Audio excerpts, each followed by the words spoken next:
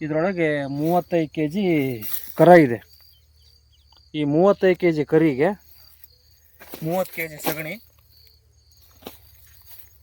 20 litre ಮಜ್ಜಿಗೆ, ಬಾಳೆಹಣ್ಣು,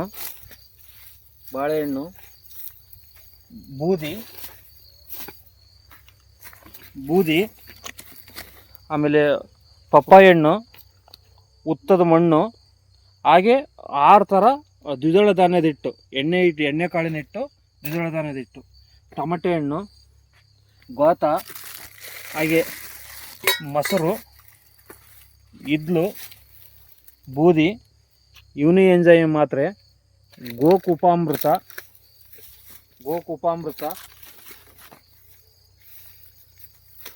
ಆಮೇಲೆ ವೇಸ್ಟ್ ಡಿಕಾಂಪೋಸರು, ಯುನಿ ಎಂಜೈಮ್ ಮಾತ್ರೆ, ಇದ್ದಿಲು, ಸುಣ್ಣ, ಇವನ್ನೆಲ್ಲ ಹಾಕಿ ಇದನ್ನು 90 ದಿವಸ ನಾವು ಇಟ್ವಿ ಅಂದರೆ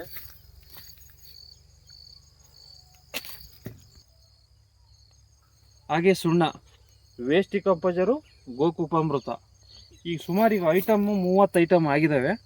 ತಾಮ್ರ ತಂತಿ ಹಾಕ್ಬೇಕು. ಇದನ್ನು 90 ದಿವಸ ಹಾಗೆ ಬಾಯಿ ಕಟ್ಟಿ ಇಡ್ಬೇಕು. ಇದನ್ನ ಬಾಯಿ ಕಟ್ಟಿ ಇಟ್ಟ ಮೇಲೆ 90 ದಿವಸ ತನಕ ಯಾವುದೇ ಕಾರಣಕ್ಕೂ ಬಾಯಿ ತೆಗಿಬಾರ್ದು ಅಂತಂದರೆ ಸ್ಮೆಲ್ ಹೊರ ಬರಬಾರ್ದು. 90 ದಿವಸ ಆದಮೇಲೆ ಓಪನ್ ಮಾಡಿಕೊಂಡು ಇದಕ್ಕೆ ಮತ್ತೆ ಆವಾಗ ಇನ್ನೊಂದು ಸ್ವಲ್ಪ ಐಟಮ್ಸ್ ಇದ್ದಾವೆ, ಐಟಮ್ಸ್ಗಳನ್ನ ಹಾಕ್ಬೇಕು.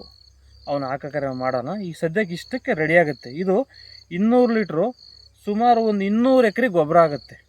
ಇದರೊಳಗೆ ನಮಗೆ ಭೂಮಿ ಬೇಕಾದಂಥ ಅಂಶಗಳು, ಲವಣಾಂಶ, ಖನಿಜಾಂಶ, ದ್ರವರೂಪದ ಗೊಬ್ಬರ ಎಲ್ಲ ಇರುತ್ತೆ ಇದರಲ್ಲಿ, ಉತ್ಕೃಷ್ಟವಾದ ಗೊಬ್ಬರ. ಇದನ್ನು 5 ಲೀಟ್ರ್ ತಗೊಂಡು 500 ಲೀಟ್ರ್ ನೀರಿಗೆ ಮಿಕ್ಸ್ ಮಾಡ್ಕೊಂಡು ಹಾಕಿದರೆ ಒಂದೊಂದು ಎಕರೆಗೆ 5 ಲೋಡ್ ದನಿ ಗೊಬ್ಬರ ಕಡ್ದಂಗಿದು ಇಷ್ಟಾಗುತ್ತೆ.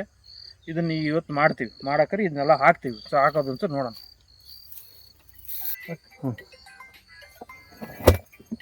ಈ ಸಗಣಿ ಹಾಕಿದ್ವಿ, ಹಾಗೆ ಗೋತ ಬೇಗ ತಗೊಳಪ್ಪ.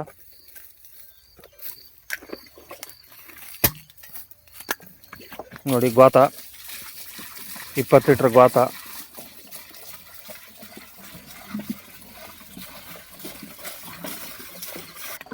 ಹಾಗೆ ಮಜ್ಜಿಗೆ, ಹಾಗೆ ಬಾಳೆಹಣ್ಣು, ಸುಣ್ಣ, ಇದ್ದಿಲು, ಬೂದಿ, ಟಮಟೆ ಹಣ್ಣು, ಹಾಗೆ ಮೊಸರು, ಹಾಗೆ ದ್ವಿದಳ ಧಾನ್ಯದ ಹಿಟ್ಟು, ಎಣ್ಣೆ ಕಾಳಿನ ಹಿಟ್ಟು,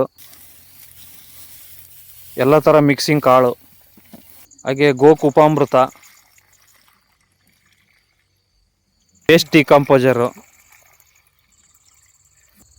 ಉತ್ತದ ಮಣ್ಣು,